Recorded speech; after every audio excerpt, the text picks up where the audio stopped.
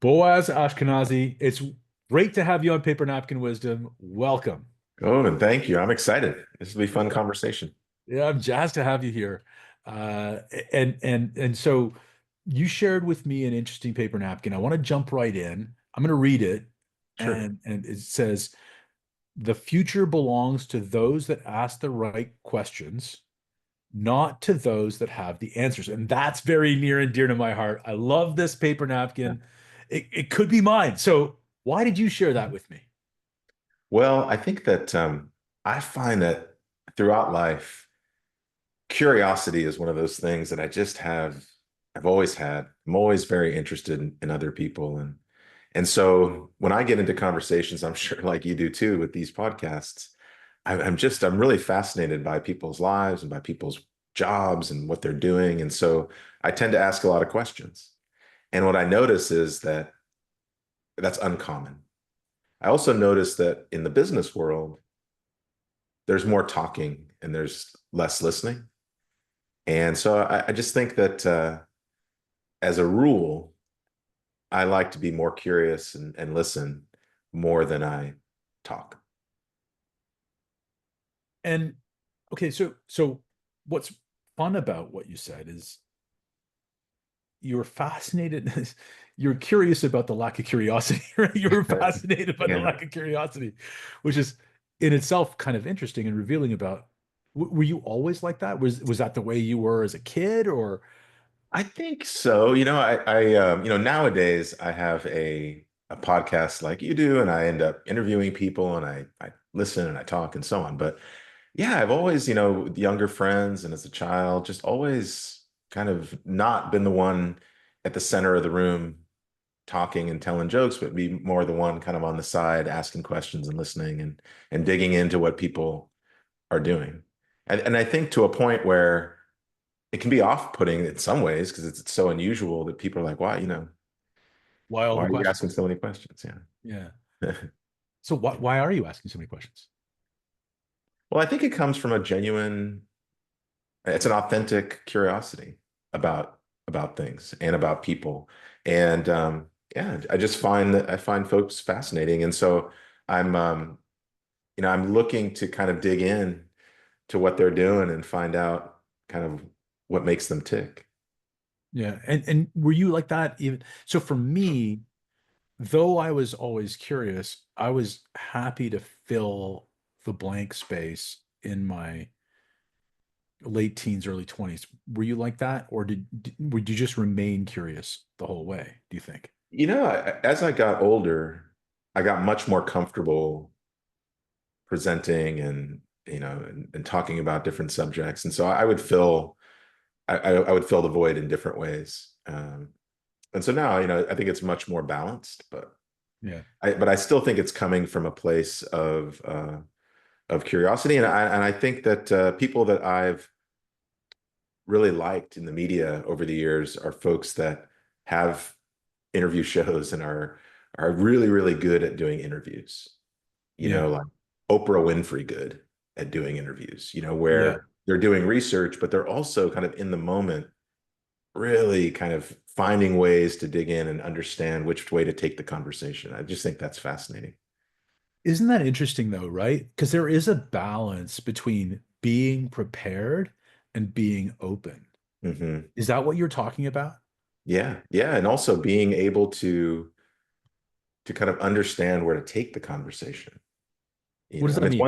one thing to ask questions based on your research. Hey, tell me about this, tell me about that. Yeah. But it's another to be able to listen actively and then take it in another direction that you may have not thought you were going to go when you kind of came into the interview. Yeah, And, it's and so I, some of folks that are listening to this may know that, I have a podcast also called Shift AI, and it's an interview show, and it's pretty structured. I ask very similar questions to folks every single time. But there's moments where things get uncovered and we like to kind of go in directions that we didn't think we were going to go. And I just always think that's the most interesting part. yeah. Yeah. Isn't that where, you know, people give themselves in those moments, right? You Mhm. actually get to see somebody as opposed to maybe just learn something. You're learning Yeah. about someone, right? And ultimately, the truth is that everybody wants to talk about themselves, but it's rare that if people ask with, ask them questions and really care about what they're saying. Most people are just waiting till they're done talking so they can start talking themselves. Do you think that's true of you said everyone wants to talk about themselves? Do you think that's true of even the most introverted person in your experience? I think so. Yeah. I So think what so. I about think people are hungry to be able to tell their story. hungry to be able to tell? I love that. Um, why don't they? Well, I think in some ways it's because nobody asks. And in other ways, a lot of people don't have practice or they feel uncomfortable sharing. But most of the time, people don't ask And is there and you're saying there's a difference between just asking and being fascinated, and right? genuine. Right? And there's a Yeah. difference between being interested and fascinated, right? Yeah. Yeah. Yeah. And I would say yes. I mean, the energy around fascination is much stronger, but even interested is good enough Right? in the world that we live in. Yeah, I couldn't agree with you more. Um, because it's so uncommon, and I think you ask great questions. I've had multiple conversations with you and don't tend to ask questions that you don't have to think about. Yeah. So because it's uncommon to ask questions, what are some questions that are great places to start? Now, look, you're an entrepreneur, you're a Yeah. tech entrepreneur, right? Yeah. People come to you for your expertise. And and I find it interesting that even though you have a ton of expertise to give, you tend to flip the conversation at the beginning to learn a lot about someone else's lens as it relates to AI, as it relates to the tech that you have deep, deep expertise in. Yeah. So you've applied that technology to things as Hmm. well as it is as you have to people. So let's go to this uncommonality about asking questions. Where's a good place for people to start? Like even in a business development area where you might have expertise. Yeah. When I was at Meta, I did a lot of work internally inside the company with lots of Never different heard of that. departments. What meta? Meta?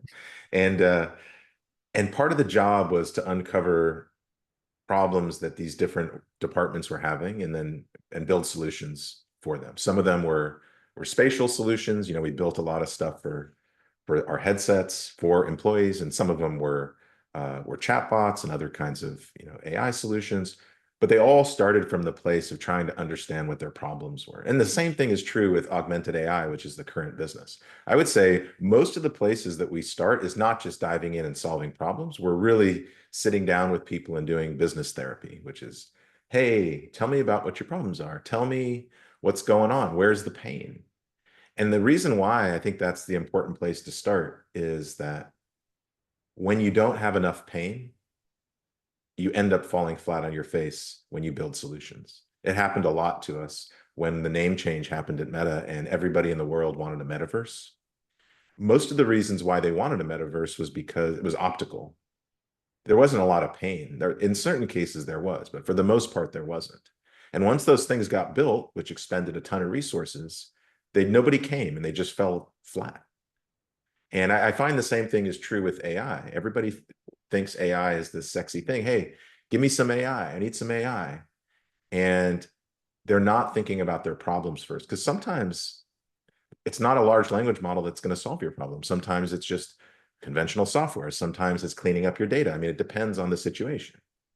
And I just think that's always the place to start. Like, where's your challenges? Where's the pain? Yeah.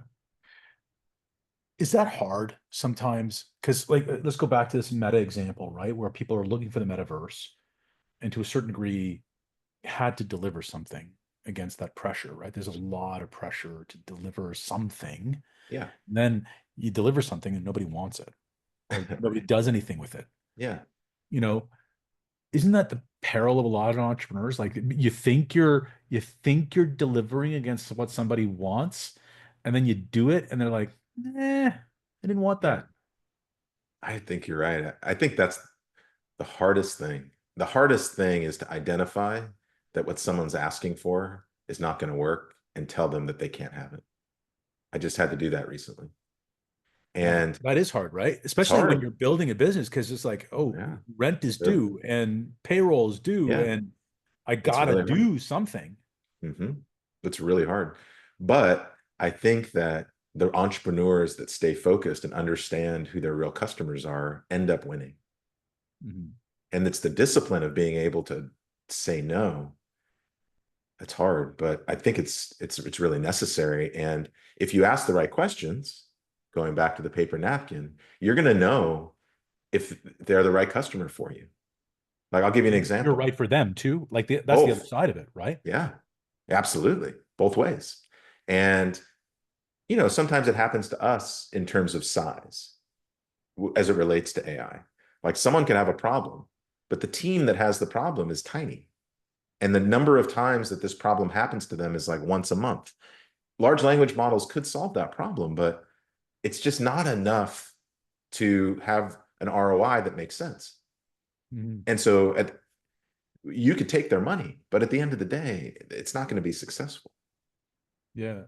So being fascinated, if you can, but at least interested in asking questions.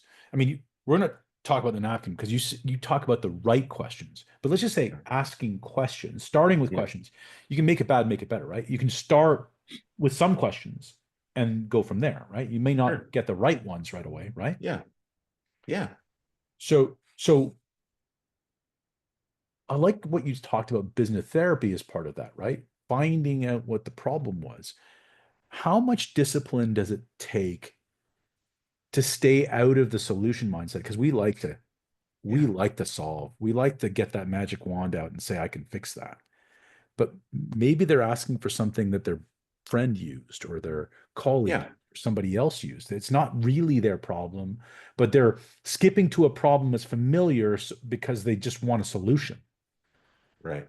And do you find that happen a lot with AI, especially and new tech in I think general? so. I think so with new tech in general and AI in particular, especially when it's in a hype cycle like it is right now.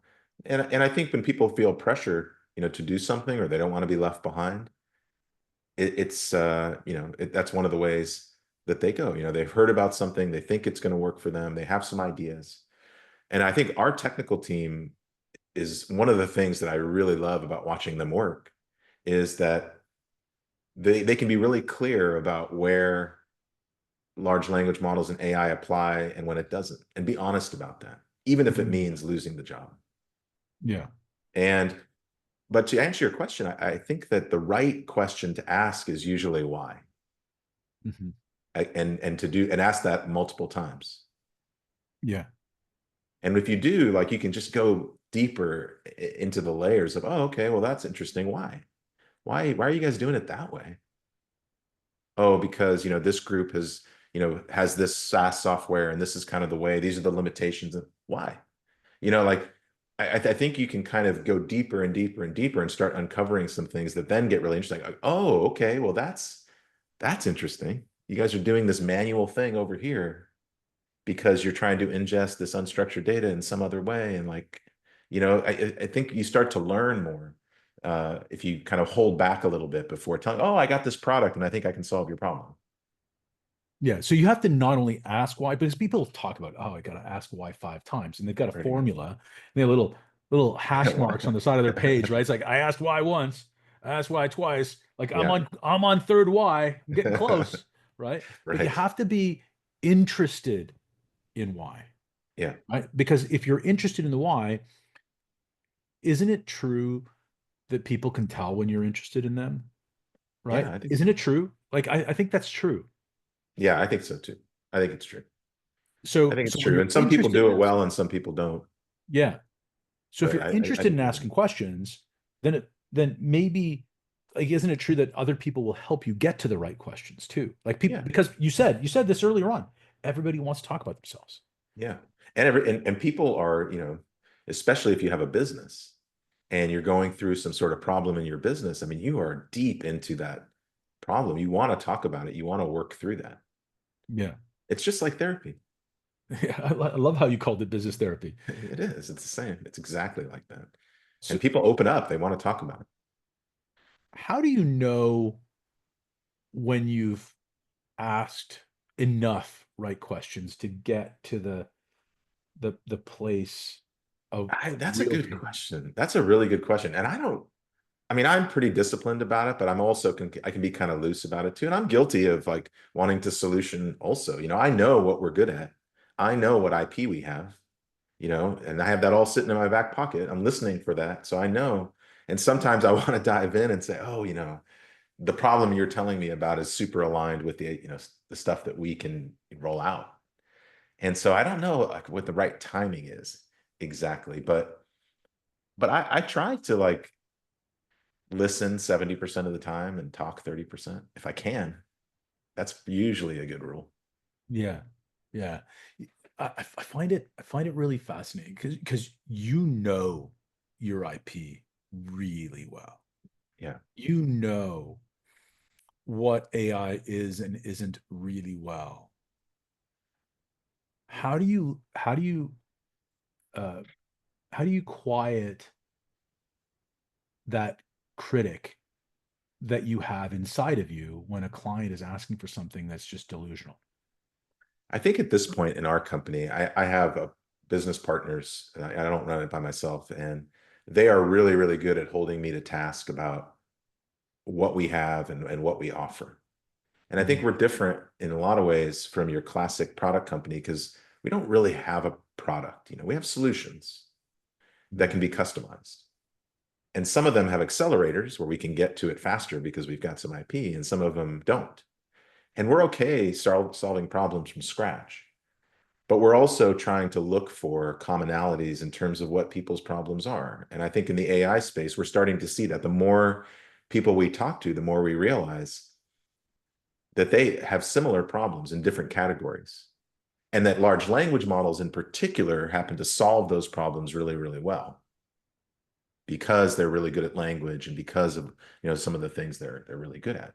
And I think I'm kind of listening for those things broadly. I'm not trying to say this is my product and these are the features and this is why you should buy it. And being a solution provider allows you the ability to have that flexibility Mhm. versus a business where somebody says, hey, well, can you do this? And you're like, well, that's it's in the product roadmap, but we're not doing that right now. Yeah. So yeah, I think that I think that waiting for the opportunities to suggest some use cases or solutions that might be aligned or make sense is part of the conversation, and it could lead to more questions. So I think it's okay to kind of dive in and do that, but I think to your point before, it's important to have the discipline to to really listen and want to know what's going on inside their business. Funny that I mean, we've talked about the right questions. We've talked about this whole thing all the way, and now you're talking about use cases. Isn't it isn't it interesting how most, especially tech companies, sell the use case as opposed to the solution, and they're pitching the use case to people, and it's almost like you're giving everybody a square peg or a Uh-huh. square hole and saying, are you able to jam yourself into this? Hmm. But you're also telling a story, Yeah. and people like to hear stories. And people, even though it might not be the story that they fit into, they read into those and then they start saying, oh, well, that's not me exactly, but here's who I am. Mhm. But you've got to hold It, space for that part of it, right? yeah, you have to. So, what's one way that you could do that? How could you share a story, a success story, but hold space and not say, this is the be all and end all. This is their problem is your problem. Yeah. Well, it's funny. Lately, this has been happening to me a lot, and I think partly it's because there's a lot of noise in the AI space. But I think that people are really hungry and really want to hear about these use cases because they don't understand exactly how this works. And the Mhm. media isn't helping either. The media has painted this picture of you're going to lose your job or the robots are going to take over the world. There's that narrative. And then there's this other thing where people use the term AI as if it's magic, like it's going to solve every problem. Like, hey, I've got this problem in my business and it's some conventional data problem or an automation problem. Can you just AI, let's just do some AI. AI has just become this thing that is just the all-encompassing problem solver. And it's just not, Mhm. it's incredible, but it's not that. And I think that's the thing that I've been struggling with a little bit is how do you talk about this? What I think about is software 2.0, where like you're doing things that you couldn't do before when you're writing code. Now you can because of these large language models, because of small. But how do you do it in a way that's honest about what the limitations are at this point? And I Mhm. think but that's interesting too. That's the conversation because you get to educate a little bit too as you're learning about their business. So you might have like, your question was interesting because, you're going down this journey, you're learning about someone's business. And, they might say something like, well, this certain part of my business is really manual because I'm getting all these documents sent to me and I'm trying to make sense of those documents. I've got all these people trying to make sense of those documents. And in the back of my mind, I think, well, I mean, you can use a large language model to kind of help understand that now in ways that you couldn't before. So maybe we should talk about different kinds of use cases. This may not apply to you, but this is something that we're seeing out there. And inevitably people want to know, what are other people doing Yeah, yeah, yeah. Successfully. successfully? How is it working? Even if it's like, I mean, most of the time a lawyer wants to know what another lawyer is doing, but almost always they're thinking about themselves as you're telling them your story. Yeah. And so as long as you are not trying to force them into your story, I think it works. That's really cool because you said earlier on, and we talked about this with curiosity and you being fascinated, and it was uncommon to ask questions. But you talked about how most people are interested in responding, like listening to respond rather than listening to understand or even dig deeper, like to find something that is fascinating enough to ask a second question about or interesting enough to ask another Yeah. question about.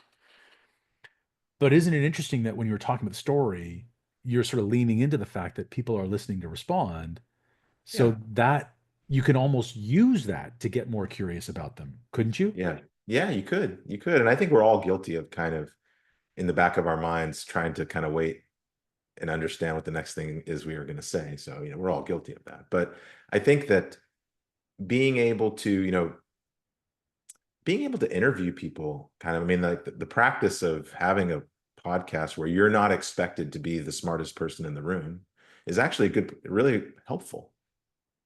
Mm. You don't feel the pressure to have to be on stage. And, a lot of times when you are in a social situation or in a business situation, you find that there's a lot of people that either like to hear themselves talk or have gotten used to hearing themselves talk. And they could care less about you. You might go a whole conversation. Nobody asks you a thing about your business. I've had that happen to me a ton. Yeah, yeah, yeah. So let's talk about that though for a second from another perspective. When you're talking to a client, when you're meeting someone, whether it's a client, whether it's a guest on your podcast on Shift AI, Mhm. whatever it happens to be, how do you feel about the people who have all the answers? Like, are they good fits for you all the time, or do you? What's your perspective on how you handle that? I mean, I like folks that aren't giving me one answer, like one word answers. I Mhm. want them to expand on the things that they're working on. So I do want to hear them talk. I try to prod them into places on my podcast where they probably haven't talked about those things for a while or before. And interestingly, I have some questions that I ask again and again and again, where people come back to me later and say, "Man, I've never had somebody ask me that," or I haven't had to answer that question on a podcast. And you know what the one is that And I don't lead the witness on this. People come back to me and ask or tell me this, that, wow, that was a great question, is mentors. Mm. Who is a mentor that you had in your life that really, like when you think back, led you to where you are today? People just light up when you ask them that. Yeah. You know, the other question is tell me about your family. And when you think about what you're doing now, you know, you're the head of AI at some bank. Did you talk about this kind of stuff with your parents? Were your parents into technology? You know, and sometimes they were and sometimes they weren't. But people really, really light up when they think back about their past and try to make connections to their present. And I don't know if people ask folks enough about that. But isn't it neat? But both those questions are really where you connect your heart and your head. Mhm. And I really believe magic happens when you connect your heart to your head. And, people talk about business being business and Yeah. not personal, but everything's personal. And Yeah. those are really personal questions that force you to think about and connect That's yourself right. to something deeper, to your And it purpose. goes back to like, do I like to talk to people that can command a room, or do I like to talk to people that like to hear themselves talk? I do if the answers are are interesting and from the heart. I will listen to them, like, you know, for the show especially. Like I do want to hear about what tech stack you have, and you know, and how you're thinking about AI and how you're integrating it into your company. Like the audience wants to hear about that too. Yeah, yeah. But I think they appreciate the human side of some of the questions and answers. And honestly, what, you know, this is kind of going in a different direction, but when I think about the future that we're all about to go embark on, where machines are going to get way smarter than us and faster than us at many, many things, I think we're all going to want to have more human connections. Yeah. And part of that is, you know, when two people are sitting here and having a conversation, it goes back to the questions and and digging in. So is that why you say the future belongs to those that ask the right questions? I mean, you're talking about Yes. this as a future focused thing. I am. I do, and I think it's even more pronounced now. I mean, when I look at my kids and when I mentor university students and so on, I'm thinking about like what it's going to look like Mm. when they are older, and it's just going to be very, very different than the work world that you and I have occupied. Yeah. And in order for people to survive, they're going to have to figure out ways of differentiating themselves as humans, because all the things that they thought they were really good at before, computers are most likely going to be able to do. And so, yes, I mean, I think that asking the right questions and being curious and being empathetic and connecting with humans and being a good leader, and those are things that are going to be harder for the computer to do. Yeah. And so that's why I said that the future is going to belong to folks that can do that kind of stuff. It's amazing. So if you believe that, how do you, no, not how do you, are you actively teaching this right questions, curiosity, interest, fascination skill to new recruits and ultimately to your kids? Yeah, I mean, I think so. And I think I probably should do a better job of it. I mean, in some ways they see it by example, but I do try to talk about it and, you know, have conversations like we're having. You know, as someone that is a thought leader in the AI space and has a company that builds custom AI solutions and so on, I feel like there's a lot of tension because this technology is really powerful. And when you build things, in some cases, it gets rid of a lot of tasks that humans were doing before. And I hope that it's going to open up the possibility for better leaders, better mentors, better managers, more, you know, chance to strategize and connect, and new jobs that are available to people. But there is a tension between standing up these solutions, which I know are going to make businesses much, much more efficient, and make and shrink them, or make them punch above their weight in ways that they weren't able to before. But at the same time, I want to honor that people are still going to be part of these businesses, but it's a weird tension. I Yeah. got to admit it. And I wonder if the biggest change in leadership, in relationships, and everything else is the pace that that needs to happen because of the technology. Yeah, Like, and you know, when the pace picks up on anything, when momentum is higher, friction is higher. yeah, Friction's higher, the heat's higher. yeah. Everything wears out quicker. And I wonder if that plays a role. Is that some of the tension that maybe you're relating Yeah, to? I mean, I think it is. I mean, when you look at how fast the internet was adopted compared with ChatGPT or AI, and it's astounding. And part of that is that we have structures in place now that we didn't have before, but the other part is that it's just coming out so fast. Um, I think there's a big educational element to all of this that is lost on a lot of people. I know that for most of my career, there was a choice that people had, do I want to be an independent contributor or a manager? You see this a lot in tech companies. You can take a different track, be an independent contributor, head down. I'm great at coding. I love this stuff. I want to do this versus I'm going to have 10 people report to me and I'm going to have to deal with the politics and the egos. And in addition to maybe kind of digging in and doing some product work. And I know a lot of people that were like, I'm not doing management.